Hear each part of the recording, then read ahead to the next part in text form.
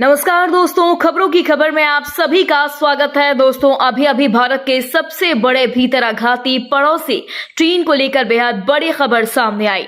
BRICS summit में PM Modi और चीनी राष्ट्रपति शी जिनपिंग की मुलाकात के बाद चीनी राष्ट्रपति जिनपिंग ने लद्दाख में भारत और चीन के सैनिकों की वापसी पर अपना पहला बड़ा बयान देकर एक चुप्पी तोड़ी। देखा जा रहा है कि मोदी मैजिक के सामने नतमस्तक चीन ने कहा कि भारत और चीन दोनों देशों के बीच हाल ही में हुए समझौते के बाद पूर्वी लद्दाख से चीनी और भारतीय सैनिकों की वापसी सुचारू रूप से हो रही है।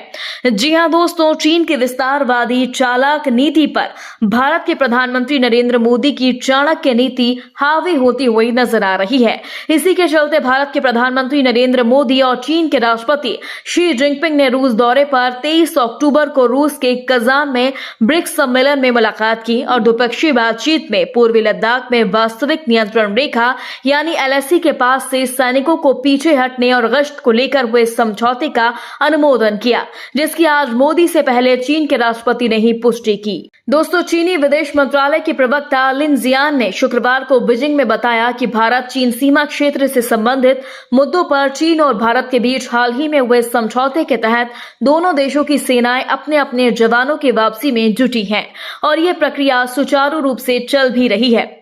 आपको बता दें कि 20 अक्टूबर को भारत ने टकराव वाले स्थानों से सैनिकों को वापस बुलाने को लेकर चीन से हुए समझौते की घोषणा की थी और बीजिंग ने एक दिन बाद इसकी पुष्टि करते हुए कहा था कि दोनों पक्ष प्रासंगिक मामलों के समाधान तक पहुंच गए हैं। अब चीन की राजधानी बीजिंग और भारत की राजधानी दिल्ली दोनों अच्छे दोस्त बनकर काम करेंगे।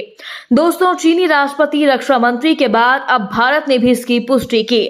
दोस्तों, भारतीय सेना के सूत्रों ने शुक्रवार को बताया भारत और चीन ने पूर्वी लद्दाख में डेमचोक और देपसांग मैदानी क्षेत्रों में टकराव वाले 2 बिंदुओं से सैनिकों की वापसी शुरू कर दी है और ये प्रक्रिया 28-29 अक्टूबर तक जारी रहने की संभावना है। यही नहीं, भारतीय रक्षा मंत्रालय ने आगे कहा कि समझौता केवल टकराव वाले इन 2 बिंदुओं के लिए हुआ है तथा अन्य क्षेत्रों के लिए बातचीत अब भी जारी है। सूत्रों के हवाले से कहा गया कि सैनिकों की वापसी की प्रक्रिया पूरी होने के बाद टकराव वाले दोनों बिंदुओं पर गश्त शुरू होगी और दोनों पक्ष अपने अपने सैनिकों को हटाकर अस्थायी ढांचे को नष्ट कर देंगे।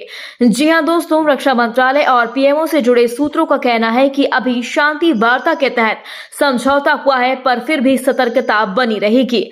इसी के चलते उम्मीद है कि गश्त का स्तर अप्रैल 2020 से पहले के स्तर पर पहुंच सके। आपको बता दें, पिछले साल जून 2020 में गलवान घाटी में दोनों देशों के सैनिकों के बीच भीषण संघर्ष के बाद संबंधों में तनाव सा आ गया था, जो भीषण होते होते बढ़ गया, क्योंकि यह पिछले कुछ दशकों में दोनों पक्षों के बीच सबसे बड़ा सौने संघर्ष था।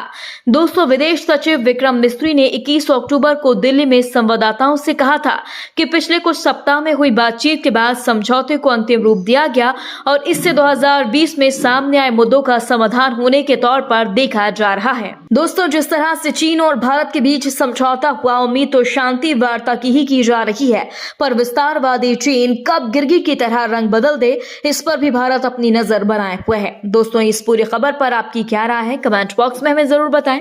यदि आपने अभी तक हमारे चैनल को सब्सक्राइब नहीं किया तो प्लीज बेल आइकन दबाकर अभी हमारे चैनल को सब्सक्राइब करें। देश विदेश की तमाम ताजा अपडेट्स के साथ हम आपके बीच जल्द हाजिर होंगे। तब तक के लिए नमस्कार, जय हिंद।